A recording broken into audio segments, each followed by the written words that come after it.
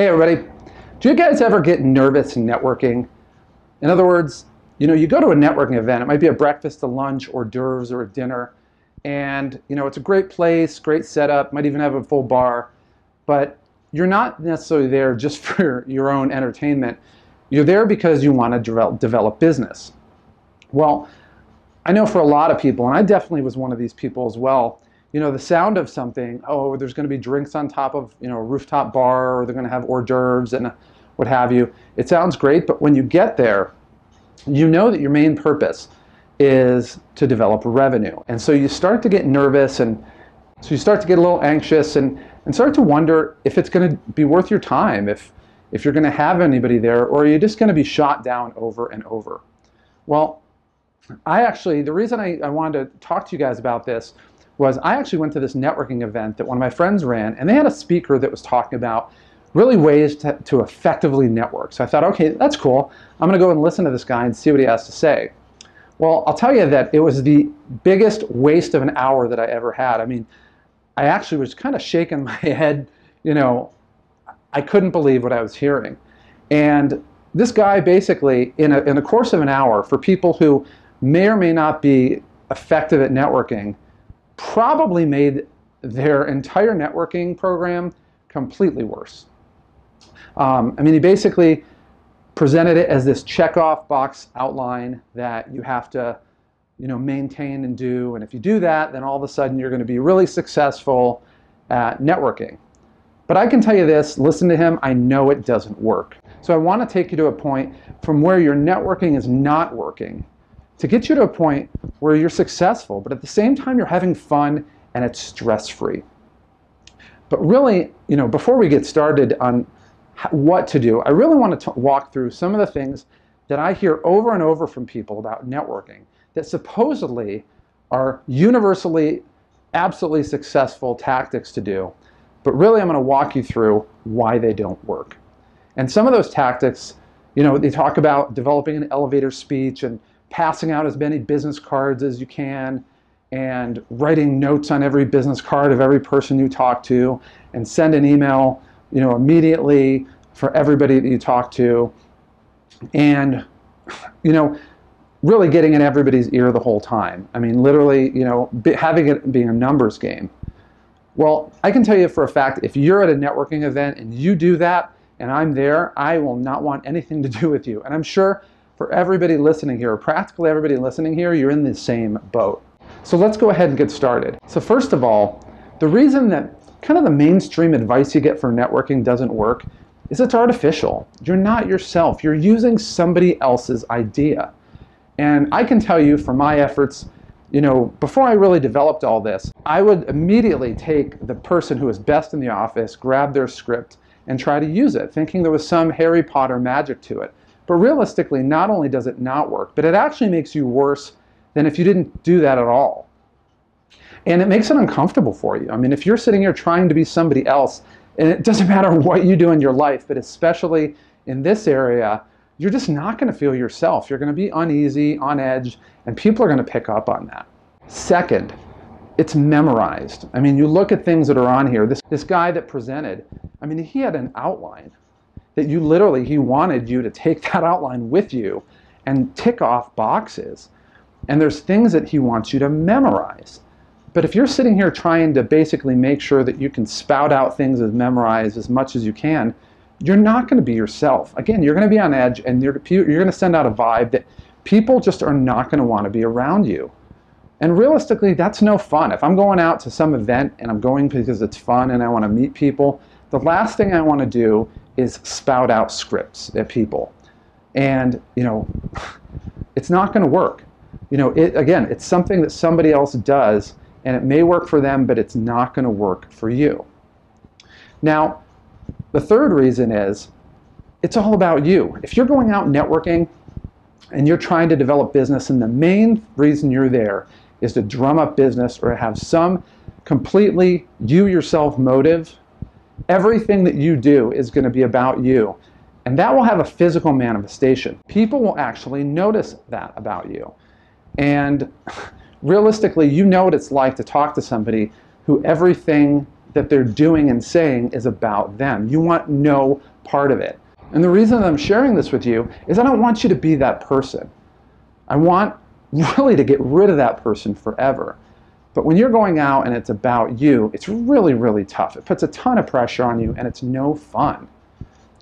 But lastly, and this is probably the most powerful reason, is that everybody can see it coming. It's kind of like, people that are networking, they're not going there to buy. It's not like a farmer's market where people set up a stand and then all these people come in shopping around to buy. When you're going to a networking meeting, everybody there is there to sell. And so it's kind of like a forest full of hunters. The hunters go in the forest, but there's no prey. There's no game to shoot. And so they end up shooting at each other, and really they don't want to go back, but they don't know any other way to do it. And they end up feeling trapped. Well, your people can see it coming. They see it all the time, and you don't have to be that same person. There truly is a better way, and I'm going to show that to you. So having these things that everybody's telling you about, they're artificial, they're memorized, it's really about you, and people can see you coming.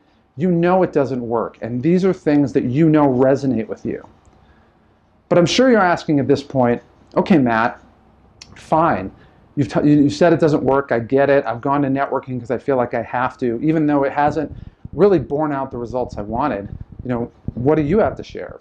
Well, a lot, actually. I'm going to show you some things that are organically you. You can be yourself. You can have fun. They're stress-free. And even better yet, they're hugely successful. Now, the first one, it's not necessarily for anybody, but these do work if there's an opportunity for this to work with you. In the community, the biggest thing that people struggled with when they wanted to, talk to a woman was what we called approach anxiety. And they had what's called a 3-second rule, meaning if once you make the decision you're going to go up and talk to her, you have 3 seconds to do it. Otherwise, you're going to get so just bent out of shape, anxious within yourself, you're just never going to do it. Well, the solution in the community is what we call peacocking. And basically, you're going to wear something or have something on you that completely separates you from anybody else. Well, it's the same thing in the sales world. In fact, this is one of the funnest things to do because it actually can make the initial part of when you walk into a room of people that you don't know a lot of fun and a lot easier. You see, the idea of peacocking is to stand out. It's to be different, but it's not different for the sake of being different. That you're going to wear some really outlandish clothes or do something that makes people just wonder if you're even sane. But it's the idea of having something that people can latch onto, that it can drive their curiosity, and it can make them actually walk up and start talking to you. I'll give you an easy example. There's a friend of mine that when he goes to different luncheons, places where you have an opportunity to sit down and there's a table in front of you, he brings a Pez dispenser. And, anybody who's ever seen the Seinfeld episodes knows the power of those. But when was the last time that you ever saw a Pez dispenser? Well, he puts it on there and immediately somebody is going to come up to him and ask him about that. It's invariable. It happens all the time. And yet it's something so simple to draw somebody in because it communicates that you're fun, it communicates that you don't take yourself seriously, and realistically, it is such a draw that has you come in because it gets rid of the second area that I'm going to talk to you about today, and that's what's called an objective-based mindset, or some people call it an outcome-based mindset. What that means is you're going to do something purely based on the outcome. If it turns out well, it's a success. If it doesn't turn out the way you wanted, it's a total failure, and you shouldn't have gone, and it affects you personally and how you think about yourself. In the community, it's obvious. If you're talking to a girl and she blows you out and completely embarrasses you in front of somebody else, or you ask for the number and some guy asks for the number and you don't get it, then you immediately feel bad about yourself. Well, in sales, it's the same thing.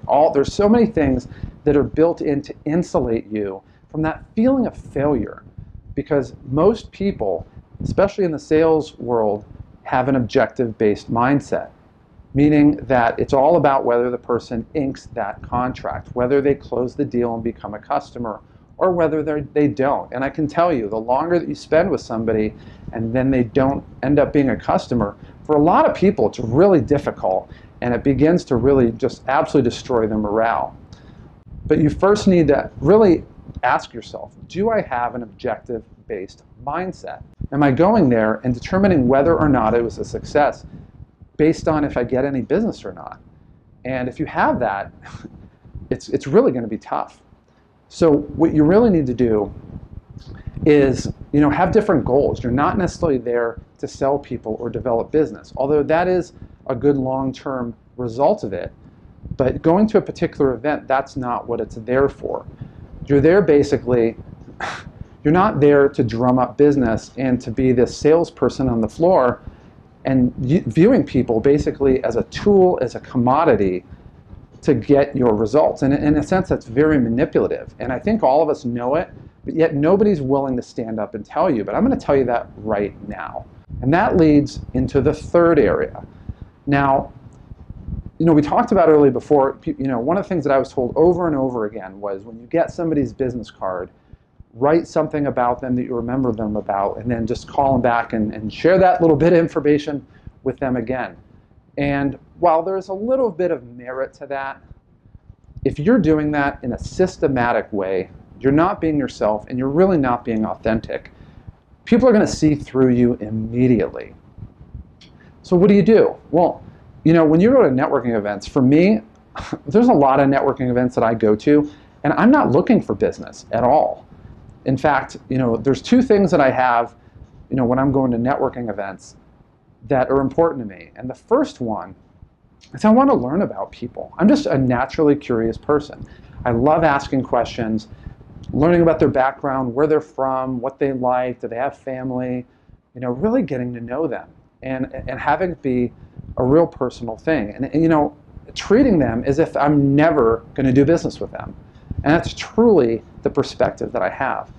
So realistically, if I'm sitting down and I have somebody's business card, I don't need to write anything on it because I've had this long conversation in depth that I've really got to enjoy learning about the person. It's really easy for me to sit down and say, hey, I remember talking about this, or it was really fun talking to you because of X, Y, or Z, or thanks for sharing X, Y, or Z with me. It was awesome. I don't necessarily have to be writing stuff down, and I'm not sitting here looking at this mechanized process. It's fun. And realistically, I've had some of my best friends come from these type of situations where it's no longer about business anymore, but it's about doing things that are completely fun. Both of us are completely off each other's radar. And we develop just excellent networks. And there's just a tremendous amount of trust, love, and, cooperation that you build through that. So when you're going to these networking events, it's really about listening. I mean, really listening. Trying to, have that insatiable curiosity and really having your whole focus about learning about this person and what they're about. And when you do that, realistically, all the tension and the anxiety and the worry about whether or not this is going to be a, quote, productive networking event is going to go out the window. The second thing that I really focus on when I go to networking events, again, is the exact opposite of one of the things that we talked about in, kind of the fallacy of mainstream networking advice. People are always just saying, you want to call and have a follow-up appointment with them, and realistically, everybody knows that that's just an absolute bold-face invitation to have a sales meeting, and people are going to resist that all the time. So when you send that email, or you make that phone call, or you send that text, and they don't follow up with you, that's the reason why. It's because they can see that. They can see that you're trying to put them in a sales funnel, and any trust you had at that point is completely shot down. They see you as manipulative, and they just don't trust you anymore.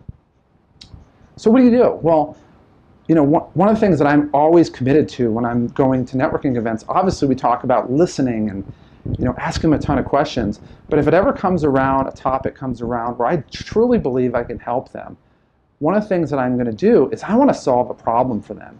And I'm not going to tell you that I came up with the idea all by myself. There's one of my mentors that showed that to me, and it really made the most amount of sense. But not only just giving them a tip or some hint or some taste that might help them in the future, but to tangibly solve one of their problems. So when they leave that event, they literally have a problem solved. Their business is easier than it was before. It's more focused. Their strategy is more clear on what they're going to do moving forward, and they have an absolute clear benefit. And most people, they're going to say, well, Matt, I'm supposed to charge for that. I mean, if I give that to them for free, why would they possibly come back? Well, that's a good question. But this is the thing, is if you think that, okay, I can't help them, and I'm refusing to help them, but then when they come here and they sign a contract with me, then I'll help them. Just ask yourself, how does that sound to you? Is that the type of business that you want to run? Well, realistically, I'm going to give you a lesson that Baskin-Robbins pioneered, I don't even know how many decades ago. But it's something that whenever you go into an ice cream or a yogurt shop, you actually expect. But yet few other types of food service places will do this to you. Is when you go in there, you can ask for a sample. And you can actually taste the ice cream and determine whether or not you want to order more of it.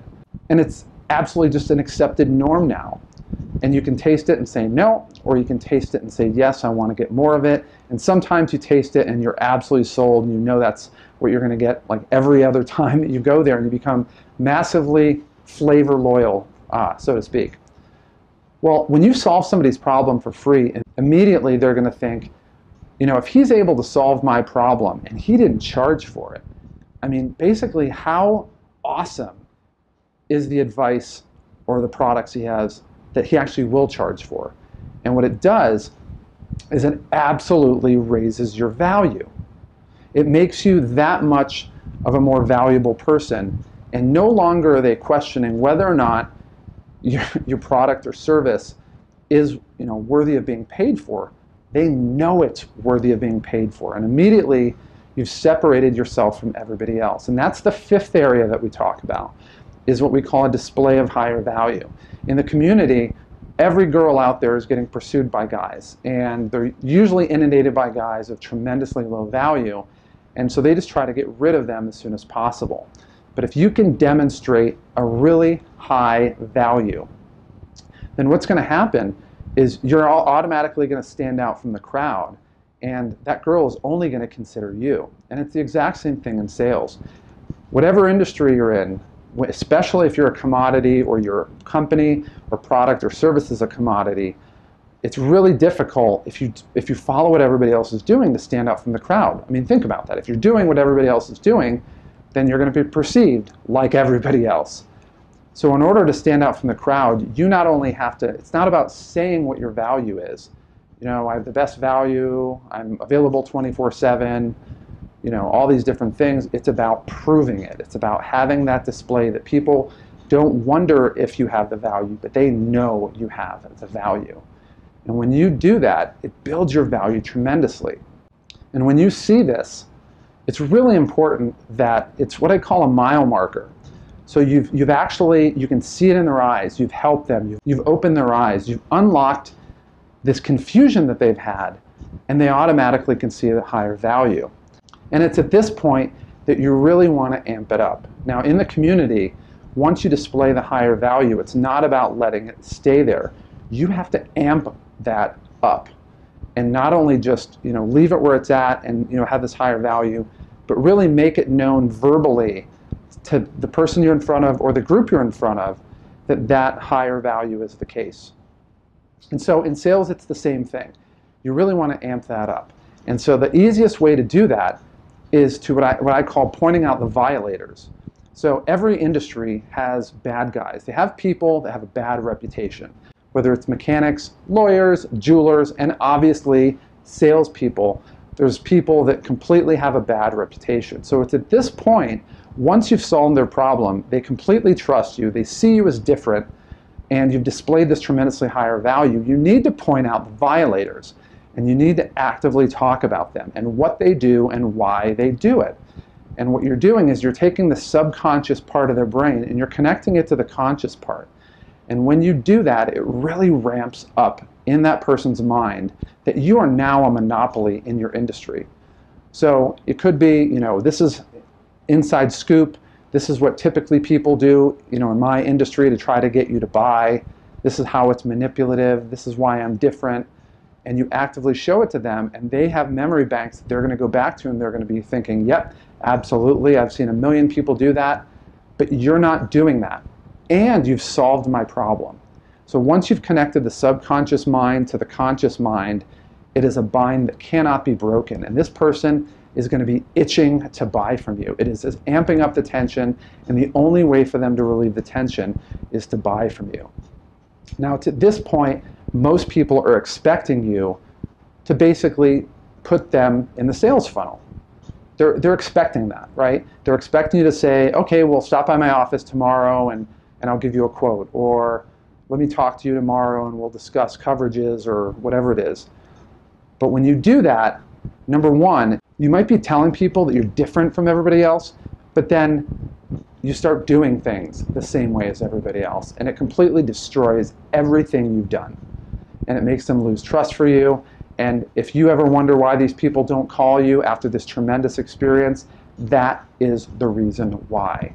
So what you have to do is very counterintuitive, but it absolutely spikes the attraction.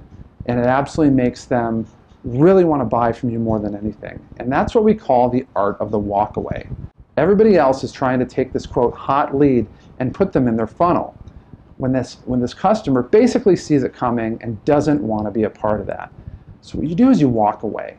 You've built this high value, you've built up this tremendous crescendo, and it's okay to give them your business card, but you're not asking them to call you. And you, by all means, will not call them back. Now, you're more than happy to email them and said it was great meeting you, but you never, ever connect the dot to the sale again. What's going to happen is they're going to call you. And they're going to basically want to set up the appointment. And we can touch this on another time, but it's not even there where you let them go in there. There's things that you're going to do that I teach in the community that will absolutely spike that tension and make them eager and more eager to buy, to a point where they pretty much are going to interrupt you in the middle of what you're saying is, let me sign the freaking contract. I want to buy from you right now. But some of the details on how to execute that are on the YouTube channel. But really, we go into great depth in the community portal, in that private community portal that we have, where it actually will show you how to get from that point to a point where your customer is literally begging you to buy. So we've covered really why the traditional networking advice that you get is not working. And I've shown you some really easy ways to be yourself, to have fun, to not be stressing over the results you have, and yet build tremendous value where people see you as a trusted friend. People see you as an expert in the field and immediately, completely view you as a monopoly in a field where everybody else is a commodity, where they're always trying to price drop and do anything else to get the deal at all costs. So we're going to talk about some additional things that you see when you're out networking, and really how to translate that into a higher value for yourself, and at the same time dispense with all the anxiety and the nervousness, and really show you what is happening at a networking event when most people really don't have a clue. And when you master these things, immediately you're going to see your results get higher, your confidence is going to go through the roof, and you're going to have a lot more fun. So that will be coming up in the future. I'll see you soon.